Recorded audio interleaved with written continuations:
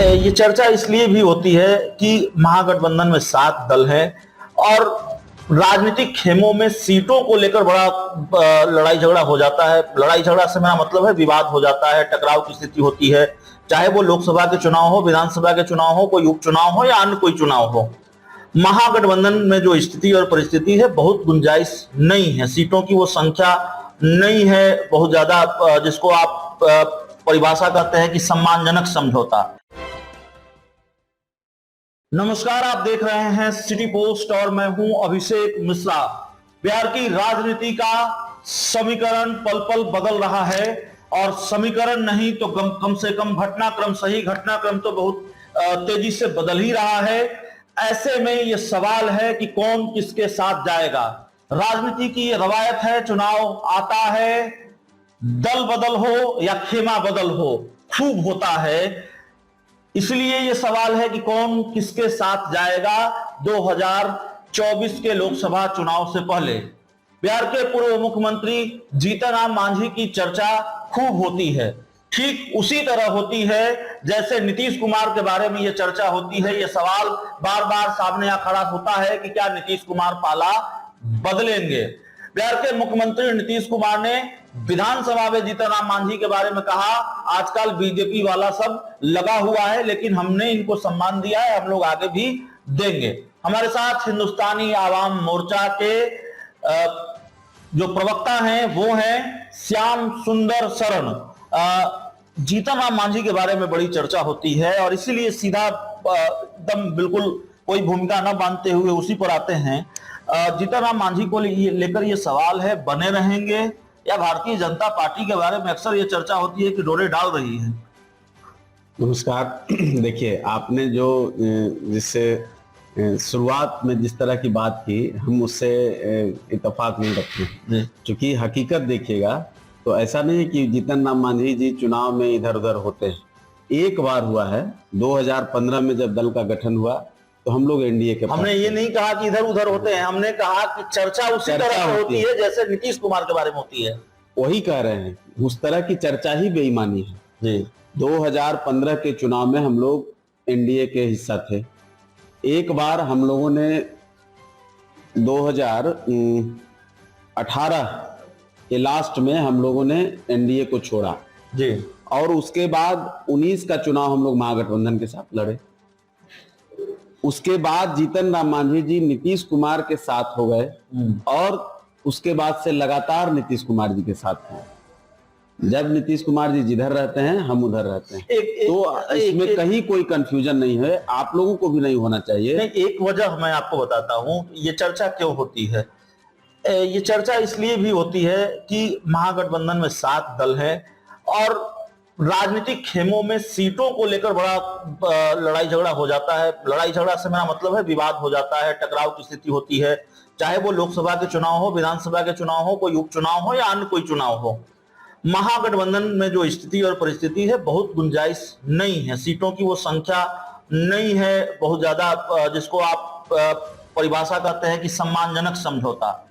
बहुत कम सीटें मिलने की उम्मीद है। इसीलिए यह सवाल है कि क्या जीतन राम मांझी उससे संतुष्ट होंगे, उस पर एग्री करेंगे या फिर अगर कोई बड़ा ऑफर मिला तो फिर बीजेपी के साथ भी जाएंगे। तो ये ऐसा कुछ नहीं है, हमारा कमिटमेंट नीतीश कुमार जी के साथ है और बिहार की जनता के साथ।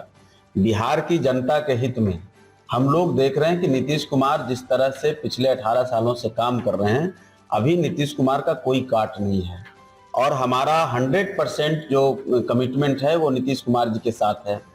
बाकी रहा सवाल जो आप लोग कह रहे हैं कि गुंजाइश तो बनाई जाती है और गुंजाइश बनाने में नीतीश कुमार जी का कोई सानी नहीं है। नीतीश कुमार जी जहां रहते हैं वहां सबकी गुंजाइश बनाते हैं और सबको लेकर के साथ चलते हैं। ये आप पिछले 2 दशक की बिहार में मंत्रिमंडल विस्तार की कई बार चर्चा होती है, हालांकि मामला लटक गया है, देरी हो रही है। मंत्रिमंडल विस्तार से भी कुछ उम्मीदें हैं, मांग होती रही है कि भाई एक मंत्री पद और मिलना चाहिए। ऐसी कोई मांग कभी नहीं हुई है। जब हम लोग एनडीए के हिस्सा थे उस समय हम लोगों के पास 2 विभाग था जी, अभी हम लोगों के पास 1 विभाग है। तो देखिए, राजनीति में हिस्सेदारी हर कोई चाहता है। हम कह दें कि हम नहीं, हम एकदम संत की भूमिका में हैं, तब तो फिर वो बेईमानी है, वो फिर झूठा बात होगा। हर कोई चाहता है कि हमारी हिस्सेदारी ज्यादा से ज्यादा हो। एक राजनीतिक दल के तौर पर और पार्टी के एक कार्यकर्ता के तौर पर हम लोग निश्चित रूप से चाहते हैं कि हम लोगों को बड़े जिम्मेवारी मिले, जितना ज्यादा से ज्यादा जिम्मेवारी मिले कि हम अपने आप को साबित करें। तो उस रूप में, लेकिन उसको इस रूप में न लिया जाए कि हम उसके चलते कोई बार्गेनिंग करते हैं। सब कुछ ठीक है, आपकी बात मान ली भाई, जीतन राम मांझी कहीं नहीं जा रहे हैं। आसान है 2024 की लड़ाई, 7 दल एक तरफ, आप लोग हैं, ठीक है। गृह मंत्री बार बार बिहार आ रहे हैं, अमित शाह बिहार आ रहे हैं, ऐसा लगता है गृह मंत्री और प्रधानमंत्री ने खुद ही मोर्चा संभाल रखा है। प्रधानमंत्री जी 2015 में भी मोर्चा संभाल रखे थे और 40 से ज्यादा सभाएं उन्होंने बिहार में की थी और परिणाम आपके सामने है। जहां जहां वो गए थे जमानत जब्त हो गया था। बिहार में कोई लड़ाई नहीं है। बिहार का देखिए आप, हम एक बार फिर कहते हैं, नीतीश कुमार का कोई सानी नहीं है। बिहार की जनता, आवाम पूरी तरह से नीतीश कुमार के ऊपर विश्वास करती है और नीतीश कुमार जी के भरोसे को न जनता भी तोड़ने जा रही है, न नीतीश कुमार जी तोड़ने जा रहे हैं। इसलिए बिहार में कोई लड़ाई नहीं है। जिधर नीतीश कुमार हैं उधर 40 के 40 सीटों का कह लीजिए कि एक नेचुरल उसका दावेदार है। तो इसमें अब राजनीतिक दल तो काम करते रहेंगे। देश के प्रधानमंत्री हैं, बड़ा दल है, पैसा है, गाड़ी है, हर सुविधा है, सब कुछ उनके हाथ में है। वो तो अपना तामझाम करते हैं। वो तामझाम तो हर जगह करते हैं।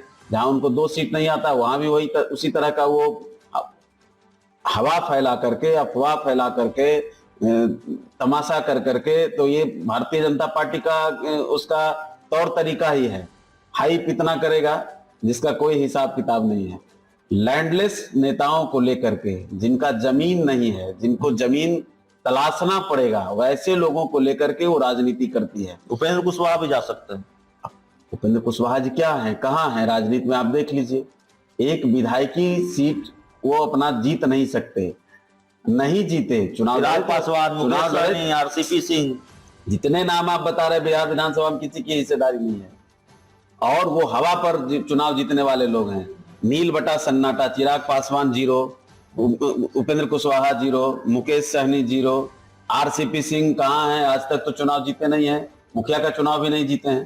तो नीतीश कुमार के आशीर्वाद से ये सारे लोग आशीर्वाद के मतलब उपज हैं। तो नील बटा सन्नाटा है। चलिए, इस इंटरव्यू में इतना ही, इस बातचीत में इतना ही। बहुत बहुत धन्यवाद। धन्यवाद।